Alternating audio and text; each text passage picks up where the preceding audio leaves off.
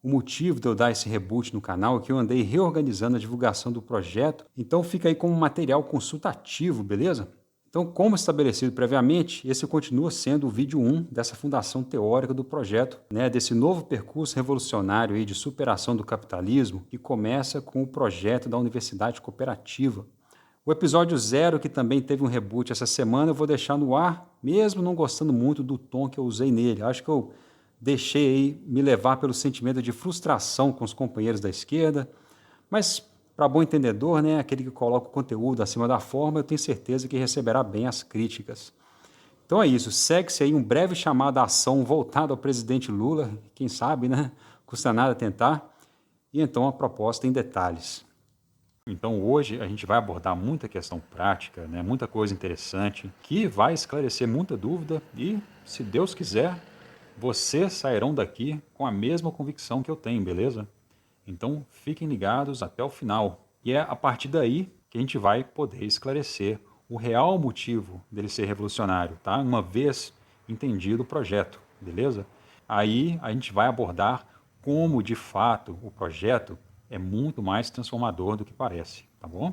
Como ele se transforma numa revolução a nível nacional, né? E no intervalo assim de tempo bem curto. E eu não estou falando de revolução cultural, nessas coisas não, estou falando de revolução política mesmo, né? A mudança de paradigma socioeconômico. No próximo vídeo, a gente vai abordar com profundidade essa transição e analisar o papel do Estado nisso tudo. Então, para entender a coisa como um todo, são 4 pontos que precisam ser entendidos, né, de um modo geral. Claro, por que uma revolução é extremamente necessária?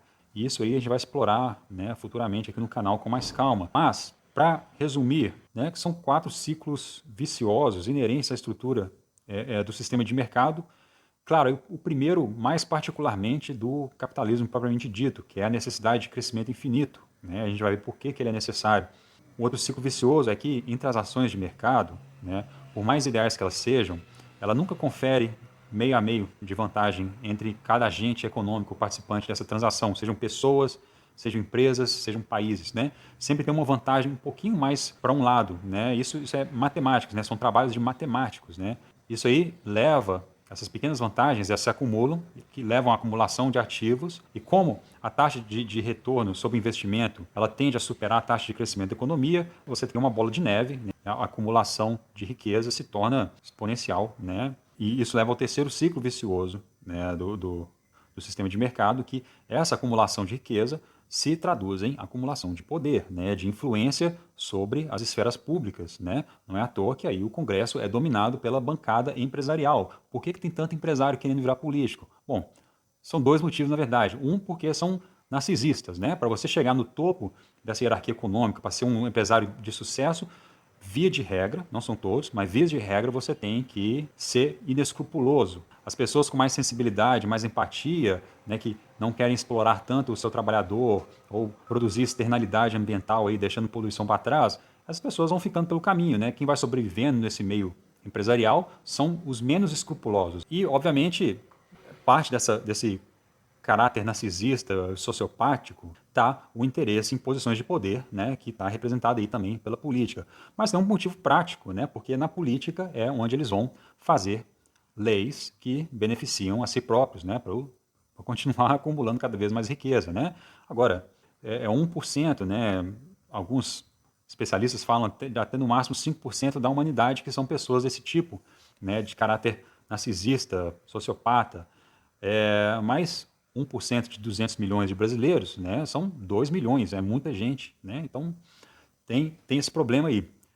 Então, cria esse ciclo. Riqueza significa poder, que significa advocar em interesse próprio, né, para acumular mais riqueza, mais poder e assim por diante.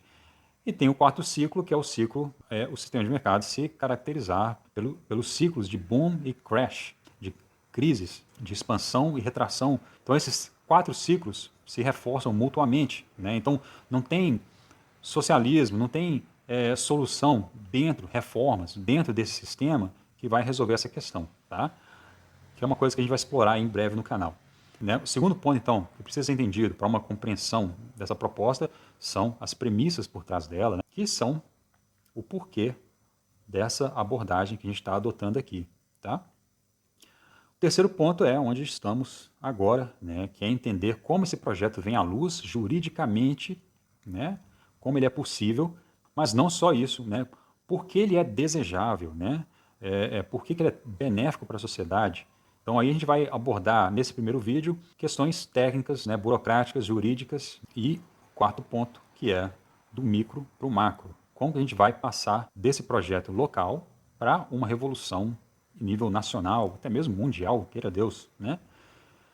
E lá nesse futuro hipotético, quem estiver olhando para trás, né, vai certamente se lembrar dos políticos que tiveram a ousadia de ir além e que efetivamente tiraram a humanidade de um buraco muito profundo, né, e sombrio.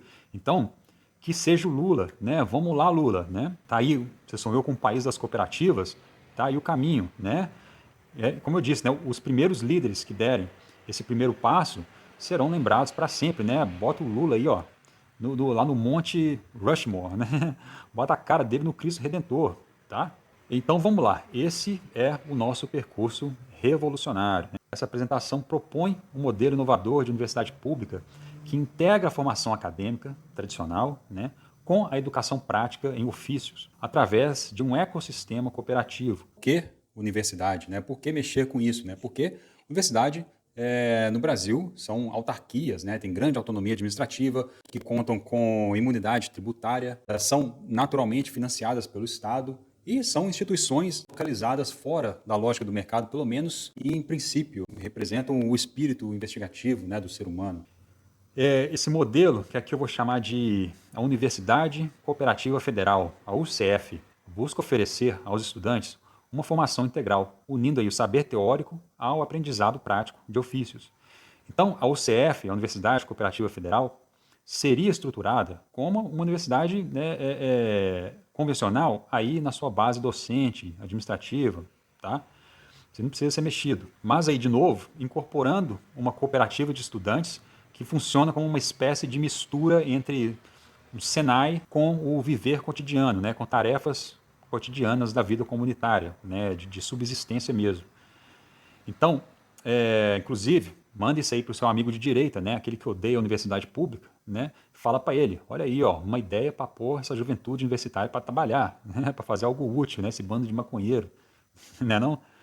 E o projeto prevê também uma expansão gradual, né, planejada, integrando-se à comunidade local, né, e formando cidadãos mais autônomos, né, resilientes, preparados aí para os desafios do século XXI.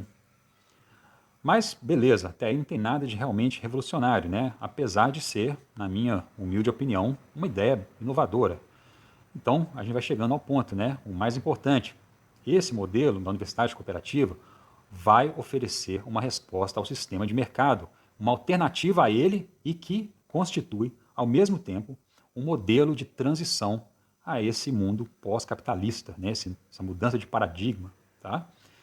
Isso porque essa lida com a vida cotidiana através das cooperativas será realizada através de um sistema econômico planejado, mas descentralizado. Tá? Isso fazendo uso de tecnologias de coordenação de dados que hoje qualquer empresa grande aí, né, usa ao seu interior, né, no seu interno. A Amazon já sabe o que você vai comprar antes de você decidir se quer ou não. É tudo uma questão assim de sistemas de feedback, só que usados para o bem-estar coletivo, para aumentar a qualidade de vida da comunidade e não para um CEO lá, para um Bezos da vida aumentar o seu lucro. E a gestão desse cotidiano, dessas cooperativas, se faria por meio de uma governança horizontal e democrática, né, sem hierarquias. Né, aí, para a galerinha do ANCAP, né, ver se aprende alguma coisa. Então, assistam aí aos meus 2 últimos vídeos, ou pelo menos a um deles, né, porque um é o resumo do outro, mais ou menos, para entender melhor isso aí, beleza? Que, principalmente, né, as premissas sobre as quais a ideia se constrói, que resumindo rapidinho, a primeira, né, quase todo mundo anseia por uma mudança profunda, né, não está ninguém satisfeito com o mundo do jeito que está, né, com as coisas aí caindo aos pedaços, crime, violência, né, poluição, mas as pessoas estão paralisadas pela falta de caminhos claros e viáveis, né, as promessas são só reformas, né, que são sempre insuficientes, não dão a lugar nenhum. A segunda premissa é que ninguém quer embarcar numa viagem sem volta, né, numa revolução que ninguém sabe no que vai dar, né, numa virar de cabeça para baixo a vida cotidiana e, no final das contas, piorar mais que melhorar. Então, tal caminho deve ser oferecido em caráter experimental. Gostou? Ótimo, vamos adiante. Não gostou? Beleza, volta atrás, né? E no caso aí a universidade fica de legado para a sociedade, para a região onde ela foi implementada. Não tem perda nenhuma de recursos, né? Não tem desperdício de dinheiro público. E levando ao ponto a premissa terceira, que é sim, podemos fazer uso da máquina estatal tal como ela é hoje para iniciar esse experimento. E nada se compara à enorme capacidade do Estado em construir infraestrutura e implementar programas, né? É realmente extraordinária, né? O poder do Estado. Então o projeto pode parecer complicado, né, e difícil de se concretizar, mas ele é simples, gente. Mas é assim, é que nem explicar para o peixe que é o oceano, né? É aquela coisa aí que está tão na cara que a gente não vê, né? Fica assim fora de foco, né? Quando vocês perceberem a coisa na sua totalidade, ficará impossível não enxergar mais e de forma muito clara, tá? Porque isso aí, nas mãos do Estado, cara, com a capacidade de mobilização, de construção de infraestrutura, é um mamão com açúcar, gente. E, claro, precisa ser mostrado e eu vou mostrar como que a gente vai chegar a esse capital político necessário para fazer isso acontecer, tá bom? Então vamos lá, finalmente, seguindo em frente com os slides aí. Com essa apresentação, eu espero alcançar algo extremamente ambicioso nos dias de hoje, que é agradar tanto a quem se diz de esquerda quanto a quem se diz de direita, que estão aí em guerra civil, né? Para quem é de esquerda, o projeto representaria uma formação integral dos jovens, né? Cooperativismo, economia solidária, autonomia popular, né? Representaria a possibilidade de se desenvolver de maneira sustentável, né? Além de ser uma resposta ao desmonte aí do ensino público. E para a direita representaria resiliência, autossuficiência, né? A soberania, né? Essa direita soberanista e desenvolvimentista reduz os custos do Estado, né? Com os estudantes aí trabalhando pela própria subsistência, construindo o seu próprio, né, estado de bem-estar social, mobilizando aí o próprio capital humano para produção, para o setor produtivo. E é um projeto de baixo custo, né? Como eu disse, esse crescimento modular, sem obras faraônicas, né? Sem passos maiores que as pernas, né? E se não der certo, de novo, não tem perda de dinheiro público, porque toda a infraestrutura, né, permanece aí de legado para a região, passa a funcionar como uma universidade convencional. E outra, gente, por mais que se argumente sobre questões ideológicas, né, aí da esquerda e da direita, socialismo, liberalismo, vamos nos focar no que é prático, né, no nosso dia a dia. Esse modelo viria a criar uma sociedade muito mais segura, né? Por exemplo, aí, com o crime se tornando algo extremamente raro e residual, né? Um ambiente com muito menos poluentes. Pelo que sei, câncer, né, e outras doenças não escolhe quem é de direita e quem é de esquerda. E nem o crime aí nas ruas, né? O cara que vai te assaltar no sinal vermelho para tomar o seu carro, ele não vai pedir a carteirinha do PT. Então, para resumir essa mensagem política, tá aí, ó. Em um mundo de crises econômicas, sociais e ambientais, a UCF forma cidadãos capazes de reconstruir a sua comunidade com as suas próprias mãos. Beleza? Bora lá então, sem mais delongas. Tá aí, eu dividi o projeto em 7 etapas da seguinte forma. A primeira etapa é a concepção jurídico-institucional, que se trata do arcabouço legal. E como vocês vão ver, já está tudo aí na legislação vigente. As demais etapas, de 2 a 5, são coisas que vão sendo desenvolvidas ao mesmo tempo, né? Aí, claro, na sexta etapa a gente parte por mãos à obra no sentido infraestrutural mesmo. E aí, claro, é importante que está tudo contemplado na legislação vigente, com exceção, claro, da lei que cria a universidade, porque é assim mesmo, né? Qualquer universidade federal no Brasil precisa ser criada por lei própria, né? O processo é assim, de praxe, né? Além dessa lei, a gente vai precisar escrever o estatuto dessa rede de cooperativas.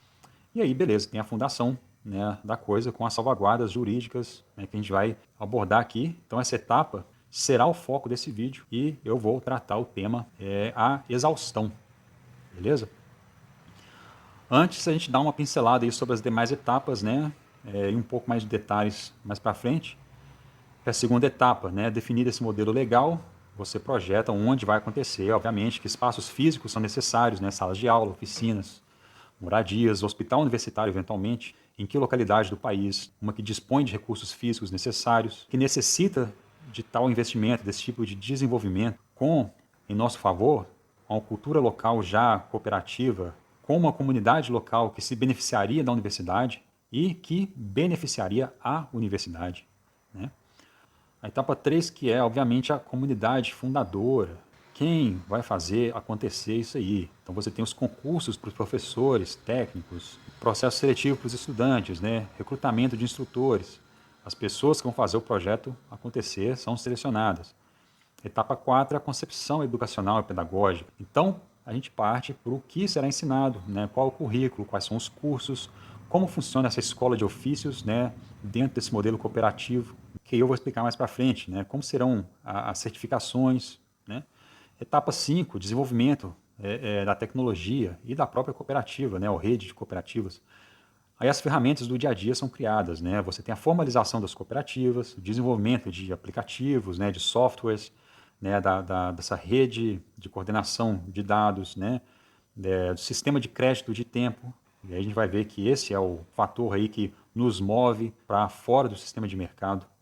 A criação do sistema de gestão democrática, né? Porque e quanto a essa parte, não tem que inventar a roda, tá, gente?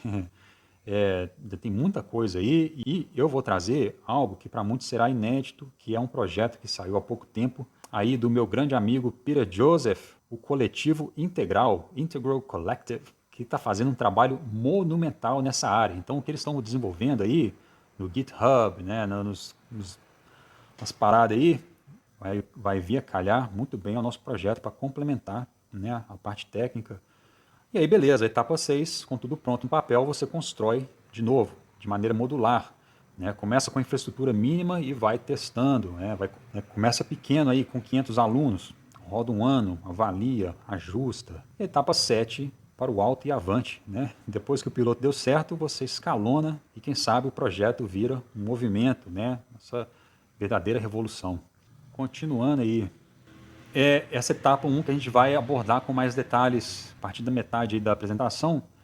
Então, mas antes da gente mergulhar na arquitetura do projeto, eu quero aí que a plateia tenha um checklist aí visual do que já existe no ordenamento jurídico, tá?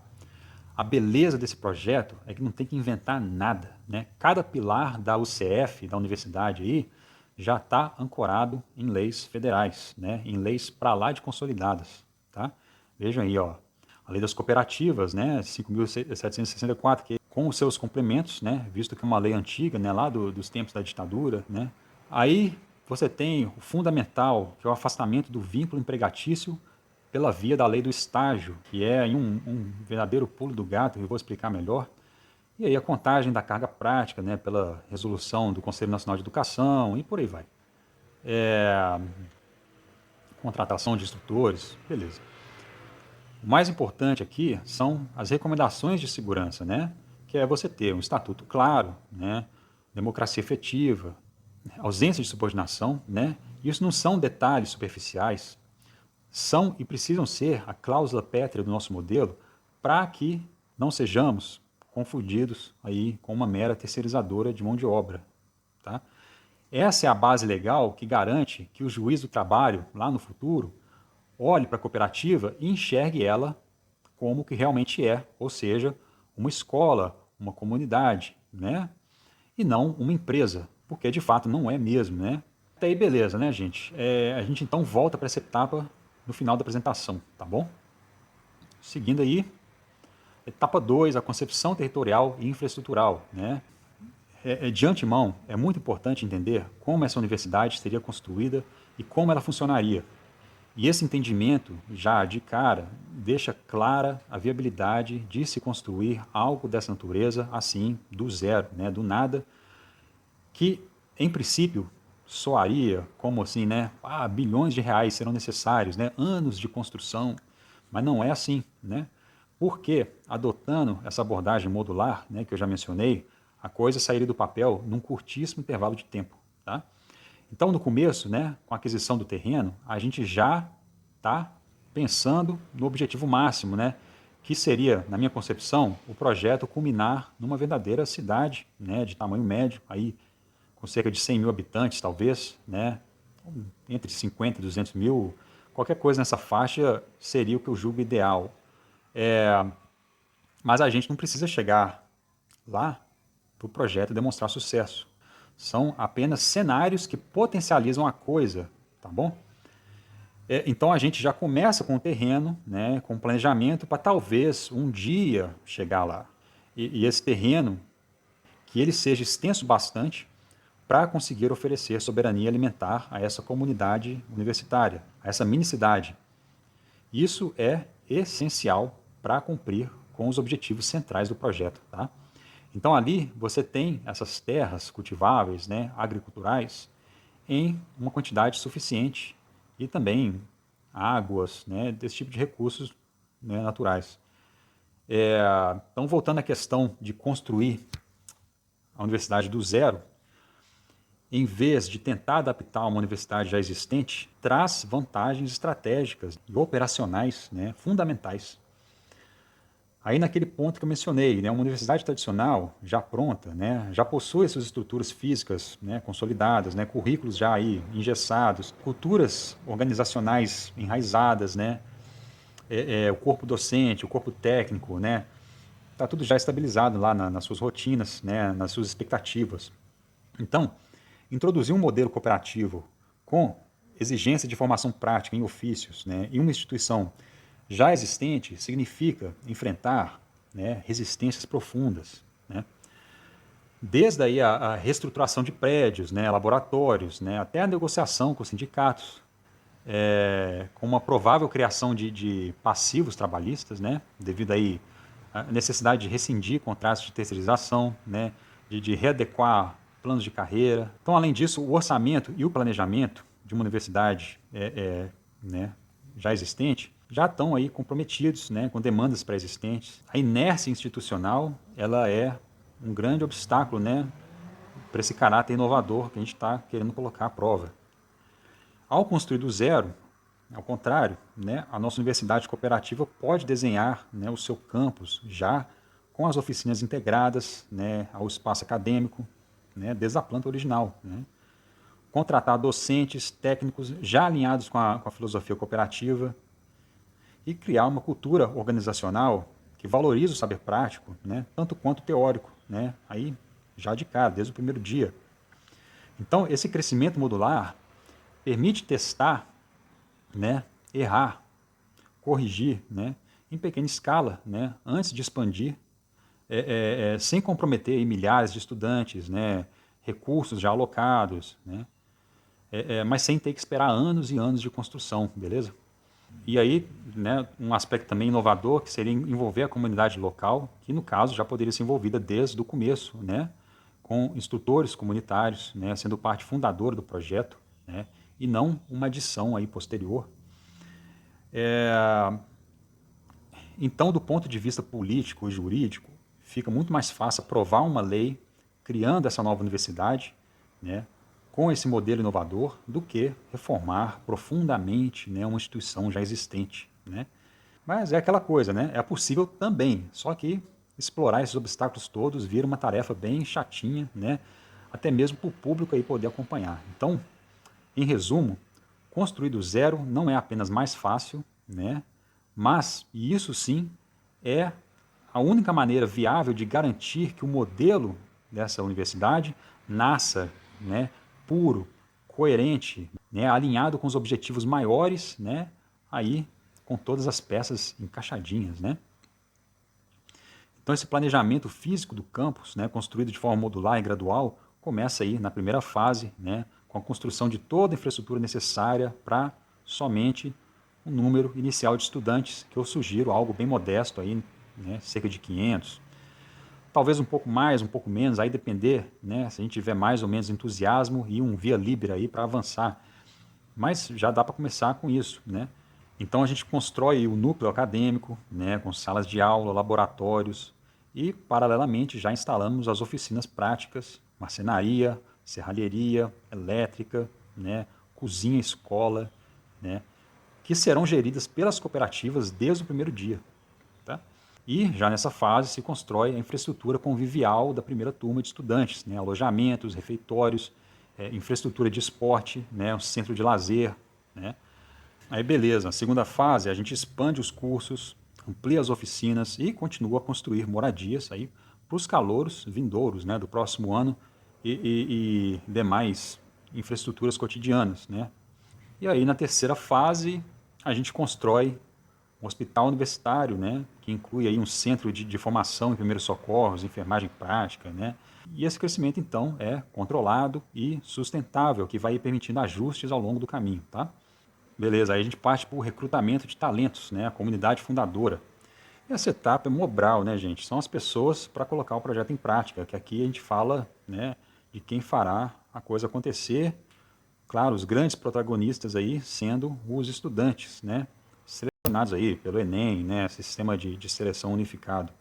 Professores e técnicos concursados, né, com perfil alinhado à extensão e ao cooperativismo, né, ou não, né? Na verdade, eu tenho até muita curiosidade quanto a selecionar professores e técnicos bem aleatoriamente quanto a essa questão do alinhamento ao cooperativismo, porque aí você tem também colocando à prova o sistema para um espectro bem mais amplo de participantes, né, reduzindo aí um possível viés de confirmação. Mas assim, né, claro que eu quero que tudo dê certo, né, e como primeiro passo faz muito mais sentido trabalhar com o melhor capital social possível nessa direção aí do cooperativismo. No entanto, né, existe maior prova, né, prova mais contundente de que vai dar certo sem a gente ter selecionado candidatos, digamos assim, ideais, né? E eu tenho tamanha convicção nesse projeto que não é difícil vê-lo transformar as pessoas nele inseridas, né, de modo muito positivo. E talvez esse aspecto mais inovador que poderia ser testado, que seria alguns dos instrutores das escolas, né, de ofícios serem provenientes da comunidade local, né? Eletricistas, pedreiros, aí, marceneiros, padeiros, mecânicos de oficina, que trazem o saber popular para dentro da universidade, né? A princípio, uma vez que as cooperativas estão dando conta de produzir uma grande gama de bens e serviços de qualidade, seria interessante, por exemplo, que esses profissionais fossem remunerados em termos de créditos de tempo, né? O que começaria a ampliar essa nova forma econômica para além da universidade. Mas para isso, entrando aí na questão jurídica, né, esses profissionais da comunidade têm que atuar de forma autônoma, né, sem vínculo empregatício. Isso, então, seria a universidade se integrando à comunidade, muito além de programas de extensão, entendeu? E valorizando quem sempre teve o conhecimento prático, mas que, né, nem sempre são reconhecidos por isso, né? Mas essa parte aí é só uma ideia, tá? Beleza, etapa 4, concepção educacional e pedagógica. Agora a gente chega aí ao coração pedagógico da universidade, da UCF. Essa etapa vai merecer um vídeo próprio, porque tem muita coisa aí para se abordar, tá? Essencialmente, o currículo da universidade vai integrar a formação acadêmica tradicional, né, com cursos aí como engenharia, medicina, etc., a formação prática em ofícios e a cultura cooperativa. Tá? Todo estudante, independentemente do curso, vai precisar cumprir uma função dentro da comunidade universitária, né, dentro dessa rede de cooperativas, aí aprendendo um ou mais ofícios, né, que vão valer como extensão universitária e ir, né, gerando certificações progressivas, né? E a cooperativa funciona como um centro de formação profissional análogo aí ao Senai, né, com esses instrutores da comunidade transmitindo seus saberes práticos ao lado de instrutores formais concursados, né, obviamente para ofícios que requeram uma formação, né, mais formal, né, como eletricista, por exemplo. E é aqui que o estudante vai poder trilhar um caminho de vida muito além do acadêmico, né, e se diversificar nas suas habilidades, podendo alcançar potenciais, né, que ele talvez jamais pensaria que tivesse, né, não fosse dada a oportunidade. Né? Como eu disse antes, né, o tiozão de direita aí, que acha que a universidade são centros de doutrinação marxista, vai achar bom, né, colocar essa juventude para trabalhar, né? Então, além do diploma acadêmico, o jovem vai sair dotado de conhecimento prático, né? Habilidade manual, experiência, adquiridos por meio de aprendizado prático que vão muito além da capacidade profissional. O aprendizado aí holístico, porque você aprende a interagir melhor com a sua comunidade, né? A resolver conflitos, né? A desenvolver capacidades organizativas, né? Vai saber como mobilizar um mutirão, né? Coisa do tipo. Aí então tem todo um espectro de ofícios, né, que alguns vão se interessar por coisas assim de maior valor no mercado de trabalho, né? Encanador, eletricista, cabeleireiro. Mas até mesmo o jovem que preferir só exercer uma atividade mais simples dentro das cooperativas, tipo na agricultura, sei lá, colhendo aí tomate, ou na limpeza de dormitórios, né? Ele também sai detentor de aprendizados muito valiosos para a vida, entendeu? E o sistema será desenvolvido de maneira que também haja flexibilidade, né? Com os alunos cooperados podendo exercer diferentes funções ao longo da sua formação acadêmica, né? Obtendo aí toda uma riqueza de experiências, né? Mas, de novo, esse papo é longo e vai ficar para um próximo vídeo, tá? E aí, de novo, né, tem muito a ser dito, né, mas fica para um próximo vídeo, né? A questão da carga horária, das certificações dos instrutores, né, depois dos alunos ao final dos cursos de ofício, né? Por aí vai. Beleza, e o desenvolvimento das cooperativas. Essa é outra etapa que precisa de um vídeo só para ela, tá? Na verdade, é ainda mais extensa, né? Eu cheguei a elaborar bastante sobre isso, mas de maneira mais conceitual, né? Tecnicamente superficial, né? Sem ousar entrar em detalhes técnicos, mesmo porque, né? É algo completamente fora da minha história de vida, da minha especialidade, né?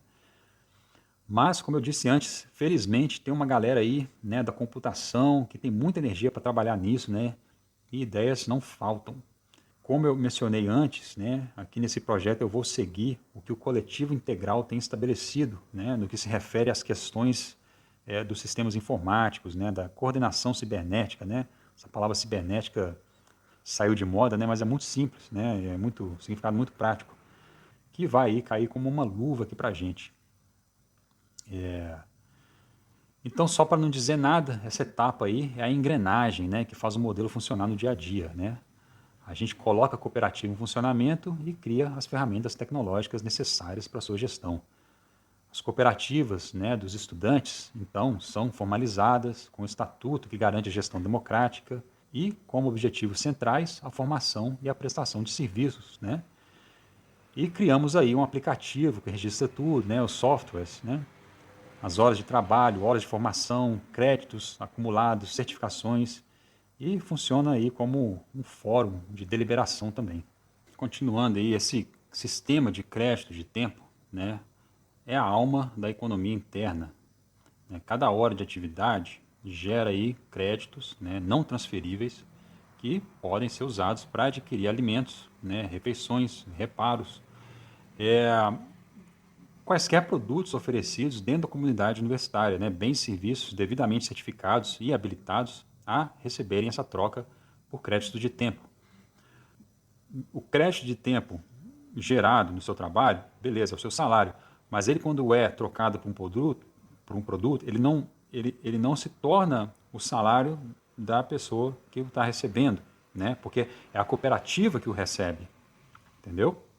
E que depois a cooperativa é a que emite o crédito de tempo para aquela pessoa que prestou o serviço. Por exemplo, você vai numa cafeteria e usa uma determinada quantidade de créditos para comprar um pão de queijo, né? Esses créditos são gastos, né? Mas não vão para um caixa, né? Que então vai remunerar a barista ou cozinheiro. Não tem nada disso, né? Não é assim que a economia cooperativa funciona, né, pessoal? Uma correção, pessoal, não quis dizer cooperativa, mas sim economia planejada, né? Que no nosso caso vai ser descentralizada, então assim, não tem nada a ver com União Soviética, China, né? Mas que mesmo assim é algo que já é possível desde os anos 70, né? Que inclusive foi o motivo do golpe no Chile, né? Contra o Salvador Allende, que estava implementando essa ideia e aparentemente o potencial era tão devastador para o Império estadunidense, né, que eles tiveram que ir lá e destruir a coisa, né? E essa questão da economia planejada, né, não precisa ser um gênio para saber que é muito melhor, né, do que a anarquia da produção do sistema capitalista, né? Não precisa ser gênio, mas se você quiser a opinião de um gênio, olha aí o trabalho do Einstein, né, no final dos anos 40, em que ele publicou um ensaio, né, advocando por uma economia planejada como a solução para os males do mundo, né? Vale a pena conferir. A remuneração dessas pessoas, no caso aí a barista, o cozinheiro, é pré-estabelecida meramente, né, por um algoritmo, né, combinado aí com a determinação da comunidade, que vai, né, essa combinação aí vai ser um cálculo relativo ao grau de complexidade da tarefa, né, a demanda e oferta de mão de obra para aquela função, tempo de trabalho, né? Aqueles créditos pagos simplesmente desaparecem, né? Saindo da pessoa que ganhou o crédito para o produto, morreu ali, né? A compra do pão de queijo vira simplesmente um ponto de dado para determinar futuras produções de pão de queijo, né? Se precisa fazer mais ou menos, né? Ou recheado, né? O pão de queijo com linguiça ou com catupiry, tá? Percebe? O crédito é gerado no momento em que o trabalho é realizado. Portanto, esse vínculo temporal, né? Não é à toa que se chama crédito de tempo. Ele desaparece no momento em que é usado, no momento do consumo, né? Não é moeda no sentido como a gente está acostumado, né? Moeda de troca. Não, ele é um vale, né? É um ticket, né? E esse é um conceito tão simples, mas que fica difícil de entender porque, né? E é uma dificuldade de compreensão real, né? Porque ele é completamente diferente do sistema monetário que a gente está acostumado aí desde criancinha, né? Que é uma complicação desnecessária, né? Então, aí, aos poucos, a gente vai se familiarizando, tá? A gente vai operando essa mudança de paradigma dentro da nossa própria cabeça, né? À medida que a gente vai vivenciando esse novo paradigma na prática, tá? E não há jeito melhor, né, para que isso aconteça aqui, né, a participação direta nesse sistema, né? Mas claro que no começo não dá para acomodar todo mundo, serão poucos candidatos, mas essa observação direta vai estar aí, né, disponível para quem está de fora, beleza? Mas quanto à questão da remuneração, que o valor pago seja sempre o suficiente para que o estudante possa arcar com seus custos básicos, né?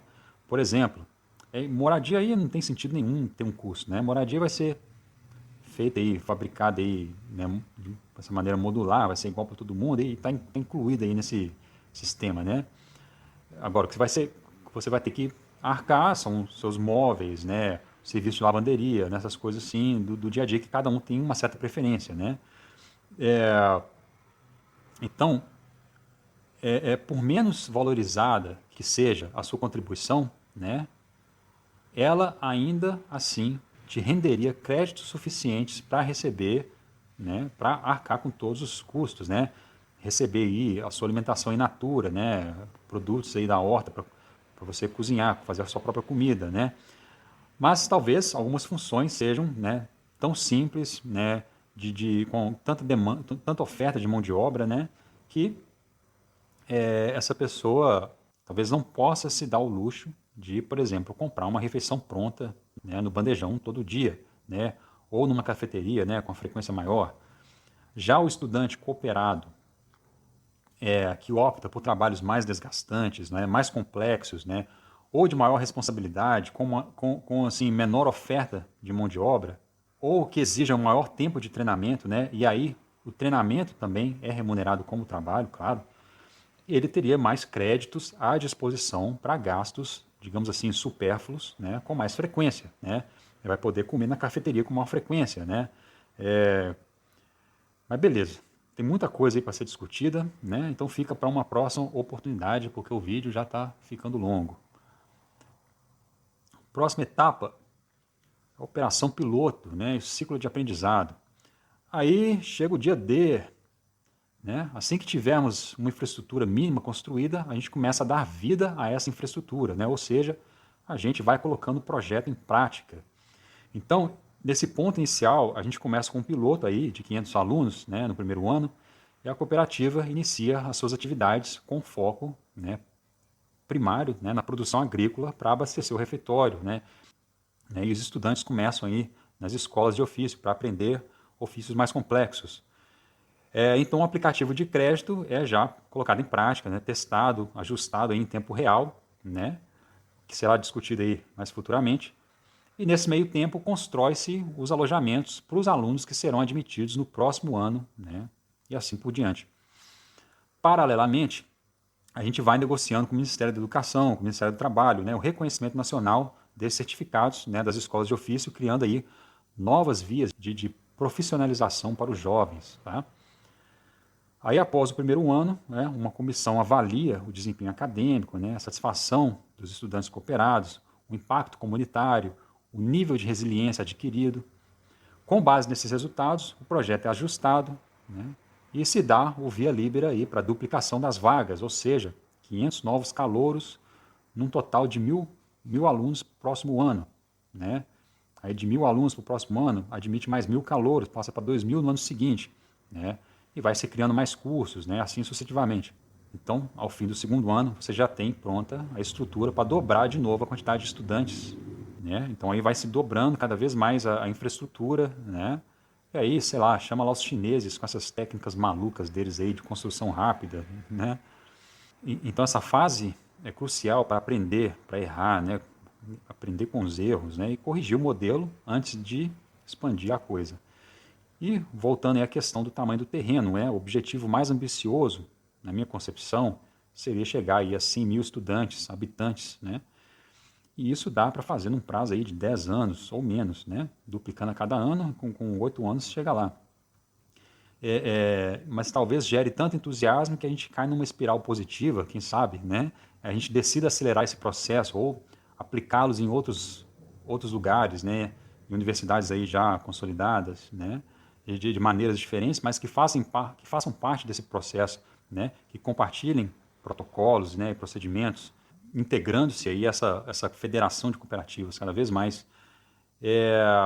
Mas, beleza, por agora, eu estou mantendo o planejamento aí mais conservador. E aí, né, levando-se em conta que a construção, nessa escala relativamente pequena e gradual, é brincadeira de criança em termos da capacidade de um estado tão grande quanto o brasileiro, né? Aí teríamos uma cidade de 100.000 vivendo em um modo 100% cooperativo, fora do sistema de mercado, num curto espaço de tempo, né, relativamente curto, que, como vocês entenderão aí aos pouquinhos, é revolucionário, tá?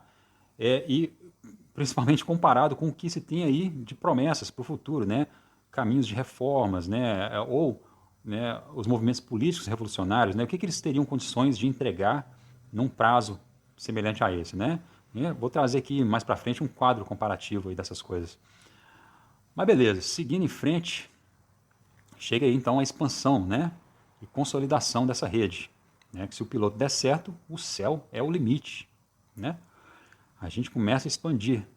Tendo alcançado resultados satisfatórios, né, e sendo do interesse geral da nação, essa primeira universidade começa a se tornar, aí, como eu disse, uma rede de universidades cooperativas, né, oferecendo modelos, software, manuais, currículo, compartilhando entre si os avanços, né, as tecnologias, né, melhor da filosofia código aberto, né, para outras universidades criarem suas próprias cooperativas de formação, né, e vida comunitária.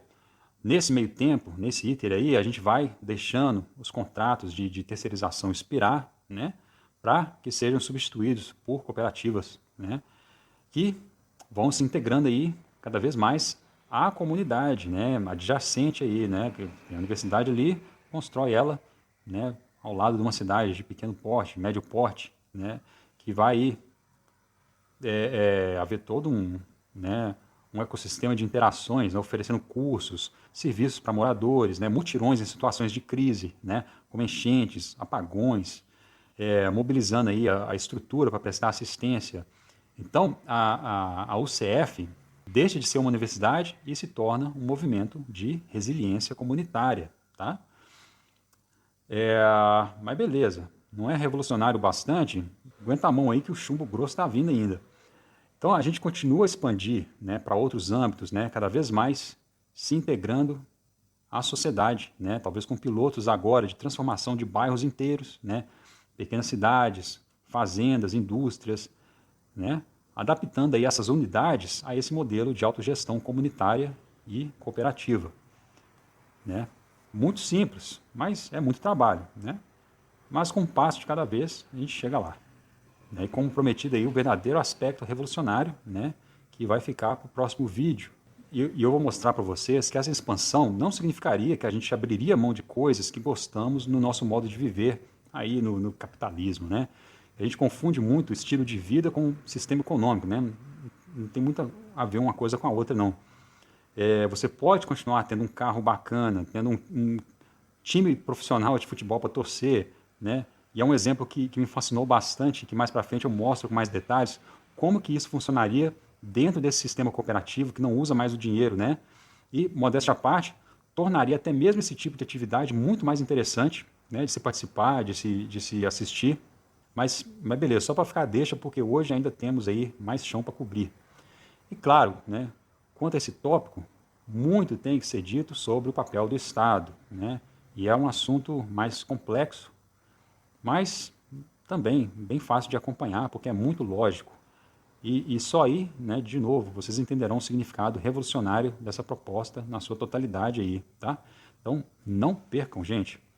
Mal posso conter aí o meu entusiasmo, né? O caminho é muito claro e acessível, né? E esse será o tema aí do próximo vídeo, tá? Aguardem. Beleza, então, estamos aí mais ou menos na reta final. Vamos entrar em detalhes aí da questão jurídico-institucional para tirar esse trem da reta, né? Que embora tenha ficado para o final da apresentação, é a verdadeira base de tudo, né? A viabilidade e a segurança jurídica, né? Porque não adianta ter um sonho lindo, né? Uma estrutura perfeita, se a Justiça do Trabalho amanhã reconhecer vínculo empregatício entre os estudantes e a universidade, né? Isso iria inviabilizar todo o modelo, tá? Por isso eu desenhei cuidadosamente, né, um arcabouço legal que garante que a cooperativa é, acima de tudo, uma escola prática e não um desses copergatos aí terceirizados. Os professores e técnicos, então, são servidores públicos estáveis, né, de carreira, até aí beleza. Mas os estudantes formam as cooperativas nos termos da lei das cooperativas e dos seus complementos, ok? Mas se relacionam com a universidade nos termos da lei do estágio, né? Muito importante isso aí, essa manobra. E 4 salvaguardas protegem o modelo. Uma, a formação prática é componente curricular obrigatório, né, como a extensão universitária.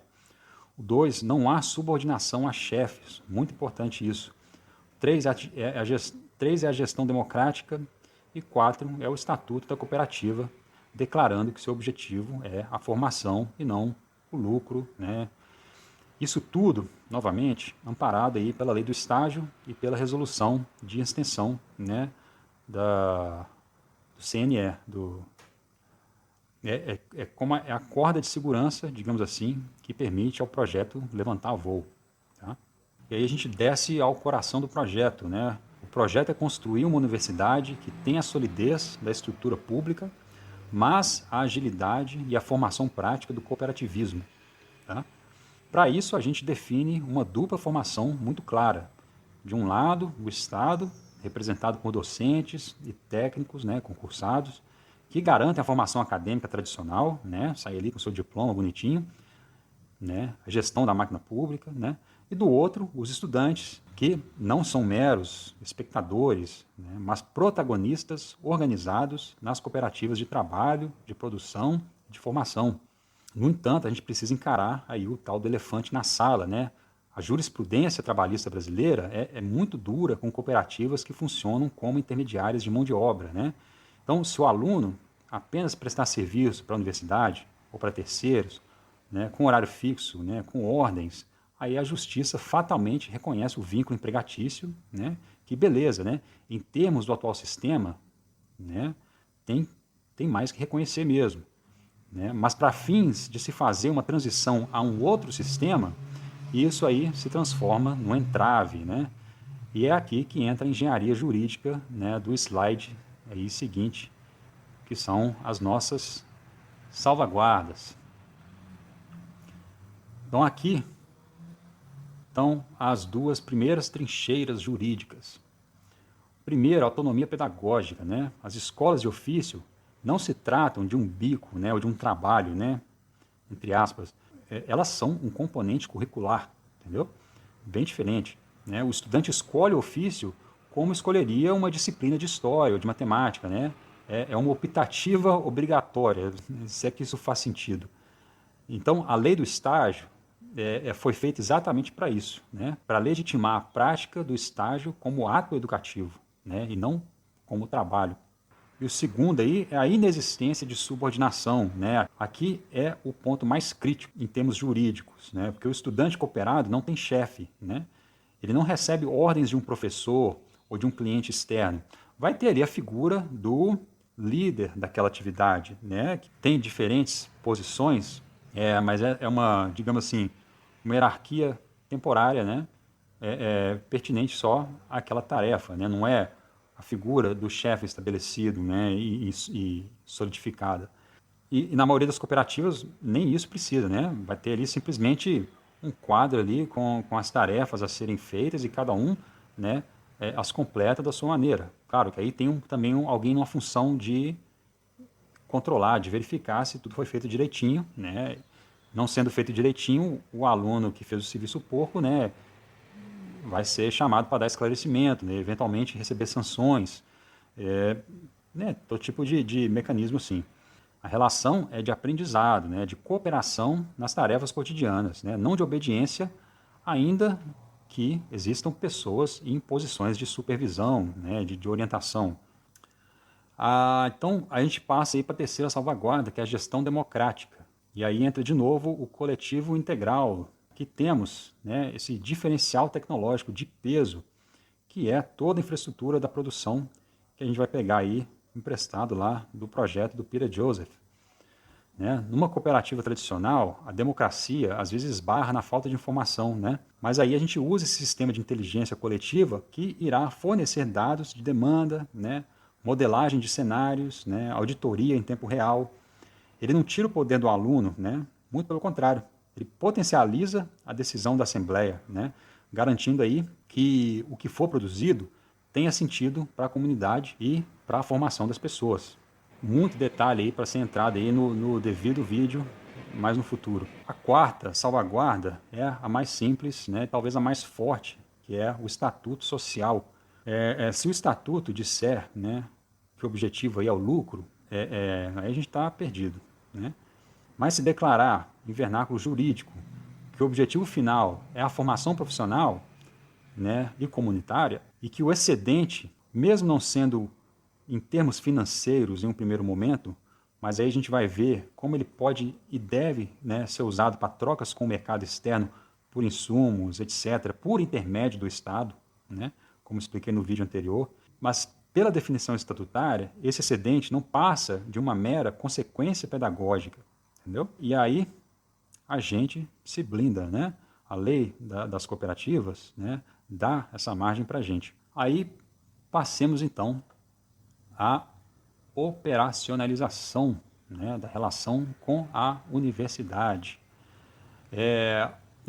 Convênio de estágio é a peça-chave aqui, né?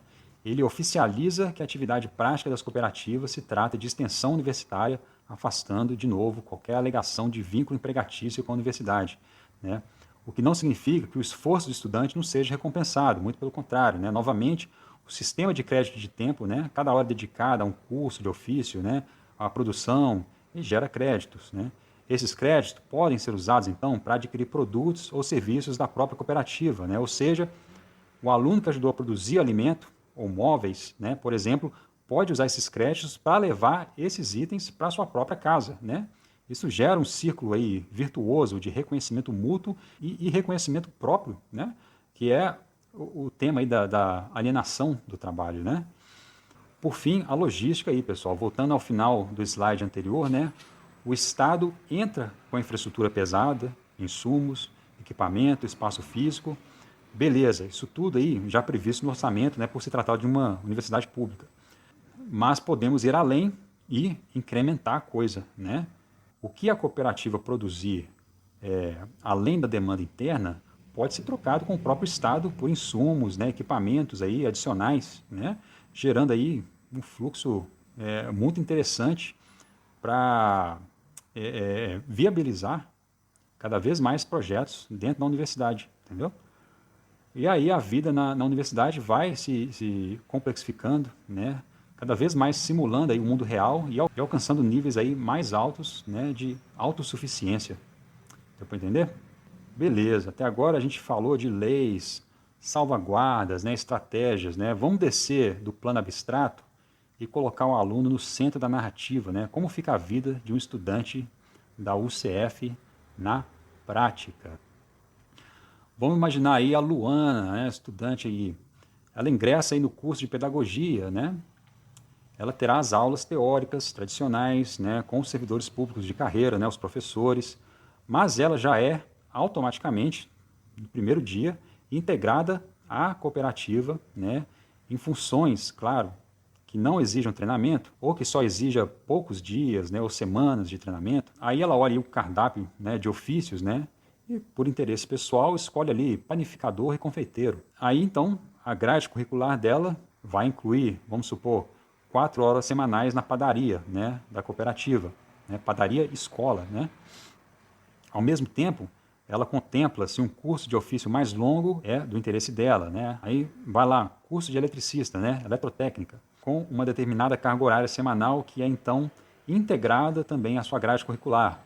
Então, durante a formação nessa área, se ela ainda é estudante acadêmica, ela passa a poder não só aprender, mas a prestar serviços na cooperativa aí de habitação, né? E por aí vai. De todo jeito, ela não está lá, né, em cada uma dessas cooperativas como funcionária, né? Ela está lá como aluna, né, juridicamente falando. A cada hora que ela passa aprendendo, né, a fazer pães, bolos, ou estudando e realizando trabalhos na área elétrica, né, ela ganha os seus créditos de tempo que então podem ser usados para levar os próprios pãezinhos que ela produziu para casa, né? Ou dar um bolo de presente para um amigo, né? Ou para adquirir um móvel que foi feito pelo colega ali da marcenaria.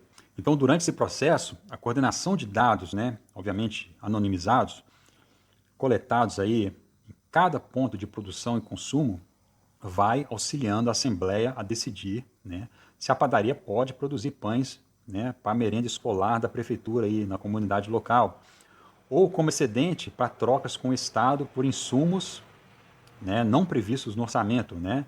Aí a própria Luana, né, participa dessas votações. Entendeu? No final de 4, 5 anos, a Luana sai da universidade não apenas com um diploma em pedagogia, ela sai com um ou mais certificados técnicos, né? Sai com um portfólio prático. Né? Além do estágio docente, ela tem certificação em panificação, quem sabe em eletrotécnica. Né? E elas saem com conhecimento prático em vários aspectos de gestão de cooperativas, né? De engajamento comunitário.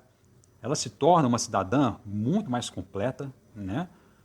Apta não somente a ensinar crianças na sala de aula, né? Então, é mais ou menos esse o fluxo da coisa. Beleza, por fim, temos aí a materialização do currículo. A lei orgânica da UCF vai determinar que, sem a carga horária prática na escola de ofícios, né, e na resiliência comunitária, né, o aluno não se forma, né, como é em muitas universidades, né, com extensão e tudo. Aí você vê a diversidade, né, da elétrica residencial à panificação, né, passando aí talvez por primeiros socorros, mecânica de carros, né, vários conhecimentos assim que podem ser adquiridos. Isso é o currículo. E é amparado aí pela Resolução 7, né, de 2018 do Conselho Nacional de Educação, que estabelece as diretrizes para a extensão na educação superior brasileira. Beleza, então a gente parte aí agora para a cereja do bolo, que é a articulação política, né? A gente sabe que o projeto precisa passar pelo Congresso, por isso o discurso aí é de frente dupla no melhor sentido, né? Para a turma da esquerda orgânica, né, a gente entrega o cooperativismo popular, né, a economia solidária, a autonomia, né, a autogestão. Para a turma aí da direita desenvolvimentista, né, a gente entrega a resiliência, a eficiência, a redução da dependência, né, dos custos. E, na minha opinião, esse argumento unificador é inegociável, sabe? A gente vive numa era de crises, né, que só se multiplicam, né, econômicas, geopolíticas, climáticas, ambientais, né, que saiu de moda falar de crise ambiental, né, mas estão aí ainda. Né? O estrago só aumenta. Né? Então, a UCF não forma apenas profissionais para o mercado, né, essa coisa abstrata, ela forma cidadãos que, né, em caso de uma catástrofe, sabem consertar um gerador, né, sabem fazer uma horta, né, prestar primeiros socorros, né, sabem reconstruir a comunidade mesmo, com as próprias mãos. E é assim que se começa um verdadeiro projeto de segurança nacional, né? E, como eu disse antes, isso é só o começo. Aguardem o próximo vídeo, beleza? Então chegamos ao último slide, gente. Por incrível que pareça, eu sinto que tem 5 horas que eu estou aqui falando. Então vai chegar a hora de sair do papel, né? O sonho aí vai virar projeto à medida que traçamos um caminho factível. E o caminho começa agora, gente. É só a gente se organizar um pouquinho, juntar aí uma galerinha. Já tem toda uma parte, digamos assim, da infraestrutura humana que a gente já pode ir mandando bala, né? Com exemplos aí, né? Pega aí a Universidade Federal da Fronteira do Sul, né? Enquanto o projeto tramitava lá no Congresso, né? Não tinha braço cruzado, né? Uma comissão de implantação já trabalhava lá, as prefeituras já doavam os terrenos, né? Claro, condicionados à aprovação. Você já tinha os cursos sendo planejados, né? As parcerias sendo firmadas, né? Então, assim, quando a lei foi finalmente sancionada, a universidade já estava praticamente pronta para começar, entendeu? E aí as aulas começaram, se não me engano, em menos de um ano após a sanção, né? Porque o trabalho prévio já havia sido feito, né? Então, no nosso caso, não seria diferente, né? Pesquisa aí, planejamento, articulação política, né? Articulação comunitária, né? A parte arquitetônica, definição dos currículos, estatutos, né? Os sistemas que a gente vai usar, né? A rede, os programas computacionais, né? Acordos com prefeituras, né? Doação de terrenos, de novo, condicionada, mobilização de docentes, de instrutores, a negociação de emendas parlamentares para garantir recursos assim que a lei for sancionada, né? Isso tudo é de custo muito baixo, né? Apenas trabalho intelectual e articulação política que já vai sendo feita para as obras em si começarem num tempo mais curto ainda, né? Então tá aí, como linha do tempo ilustrativa para o piloto, né, a gente teria essa primeira fase pré-legislativa, né, que é a articulação, né, minuta. E esse é o trabalho que podemos começar agora, amanhã, né, com um grupo aí de trabalho multidisciplinar, né, composto de juristas, educadores, cooperativistas, que irá redigir o anteprojeto de lei que cria a UCF, né, o Estatuto Modelo da Cooperativa, né. Esse material, então, seria submetido aí à aprovação interna do Ministério da Educação, né, da Casa Civil. Né, é a fase silenciosa, mais estrutural, né, que eu estimo aí poucos meses, 6 meses no máximo, para isso ser concluído. Depois disso vem a tramitação legislativa, né, que é o marco zero, né, e aí está o divisor de águas, né.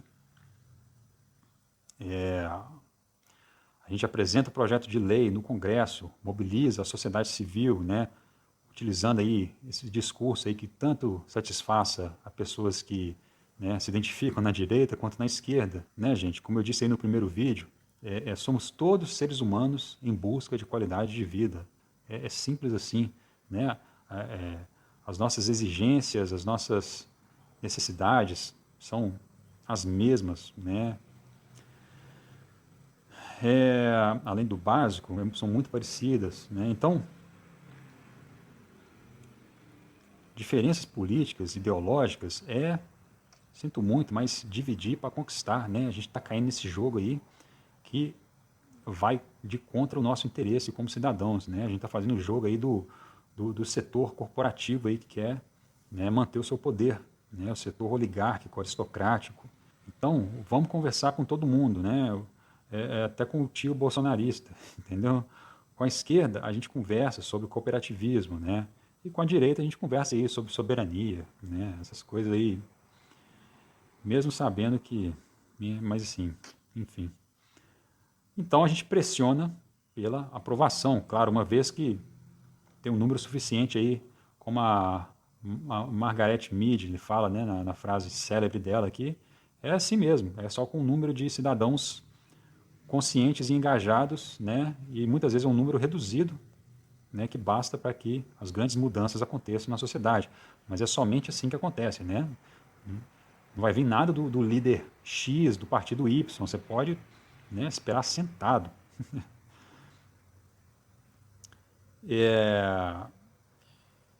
Então aí, essa segunda etapa, a segunda fase, não sei, leva um ano para isso aí, para a lei ser aprovada, né?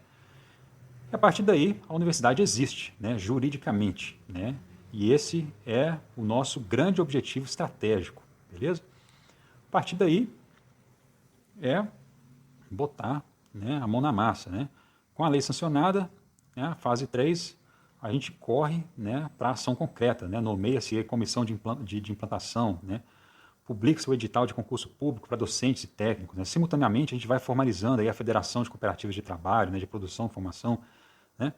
E agora, então, a gente passa a ter estrutura estatal e a estrutura cooperativa prontas, né? E aí, levando aí, sei lá, mais uns 6 meses, então, em 2 anos, no máximo, temos aí o início do piloto, né? Compare isso aí com qualquer ideia revolucionária, com qualquer perspectiva de se eleger, né, um candidato mais, né, progressista e conseguir uma maioria no Congresso e passar reformas que ninguém sabe onde que vai dar, né? Aí passam-se décadas, décadas, décadas. Então, aqui, gente, eu estou pedindo 2 anos para a gente ter algo concreto, entendeu? Palpável. Então, assim, quanto mais apoio popular, obviamente, né? E aí eu peço o engajamento de vocês, né? Peço que vocês deem o seu voto a essa proposta, né? Com o seu like aí, com o seu, né, se inscrevendo no canal, que aí mais e mais isso será discutido, né? Mais se eleva o nível do debate, né? As esferas, né? E aí mais a classe política vai tomar nota e vai, né, se sentir pressionada a agilizar isso aí, né? Começa com cada um de nós fazendo esse trabalho aí de formiguinha, tá bom? A fase 4, né, que é o projeto piloto, né, seria a validação operacional, né? O local já teria sido escolhido, né? Um município pequeno aí, de pequeno a médio porte, né? Com essa disponibilidade de terras cultiváveis, águas, né? Segundo a minha concepção, para que seja possível uma expansão aí para 100 mil estudantes, moradores, né? Incluindo as terras necessárias para se produzir o alimento, para se construir essa soberania alimentar.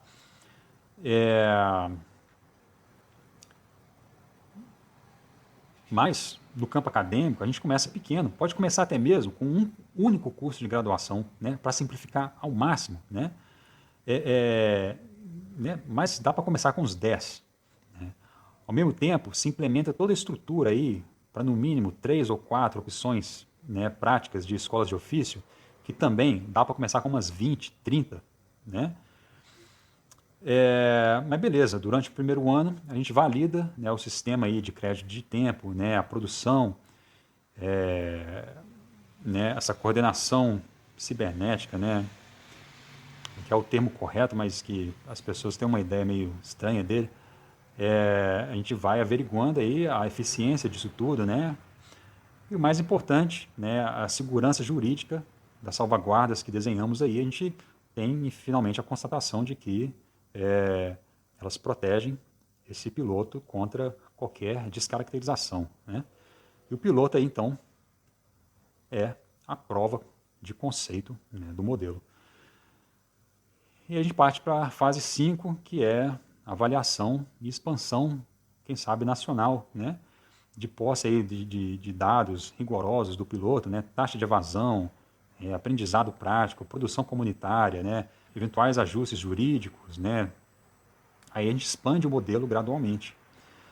E é assim que se constrói o futuro, ao meu ver, tá bom? Não é com tiros no escuro, né, com essas reformas aí sem fim, né, e que nunca são suficientes, né? Ou seguir iludidos aí com revoluções anacrônicas, né, esperando o povo se revoltar, né? Que, como eu disse no vídeo anterior, né, é meio sádico, né? Esperar o povo aí, a situação deles piorar tanto para, enfim, se voltarem contra o patrão, né? A gente precisa seguir em frente, né, com paciência, né, paciência estratégica, né, com rigor jurídico, né, e aí a gente vai dando passos firmes, beleza? Isso aí, pessoal, fico por aqui. Quem acha que a ideia é um bom ponto de partida, né, pelo menos assim para um debate, por favor, de novo, deixa o like, se inscreva no canal. Obrigado aos que ficaram até o final e até o próximo vídeo.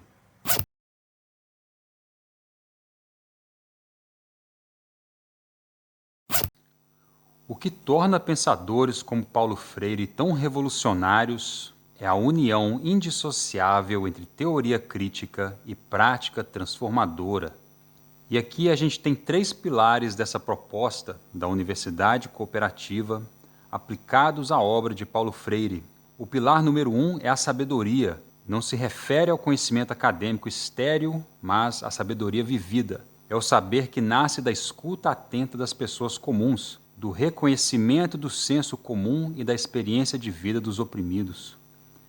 Na obra de Paulo Freire, essa sabedoria é humilde, ela não dita verdades de cima, mas emerge do diálogo. Em segundo lugar, vem um caráter filosófico que se refere à base ontológica e ética inegociável. É a denúncia radical da desumanização, a aposta na vocação ontológica do ser humano para ser mais, e a crítica marxista e existencialista que sustenta todo o seu método. É a reflexão profunda sobre por que o mundo está como está. E, finalmente, o atributo pragmático. E aqui está o pulo do gato.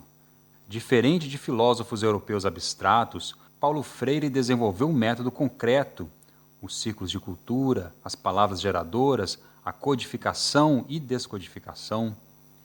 Ele não se contentou em interpretar o mundo, ele criou um procedimento replicável, eficiente e de baixo custo para alfabetizar adultos em 40 horas, que de fato mudou vidas no Nordeste brasileiro. O pragmático aqui é a eficácia na ação. O projeto que venho propor resolve o falso dilema entre sonhador ingênuo e tecnocrata frio. Ele tem os pés no chão, sabe das limitações materiais e políticas, ao mesmo tempo em que olha para cima, mantém a crítica e o ideal intactos. E tem as mãos na obra, entregando ferramentas práticas. Portanto, inspirado na sabedoria filosófica pragmática de Paulo Freire, que jamais separou a denúncia da realidade da construção de um método concreto para superá-la, o projeto da Universidade Cooperativa não se perde em devaneios teóricos, nem se reduz a um manual tecnicista. Ele é, antes de tudo, uma ferramenta prática carregada de intencionalidade ética, pronta para ser manuseada por quem decide transformar o chão da fábrica e a sala de aula em território livre.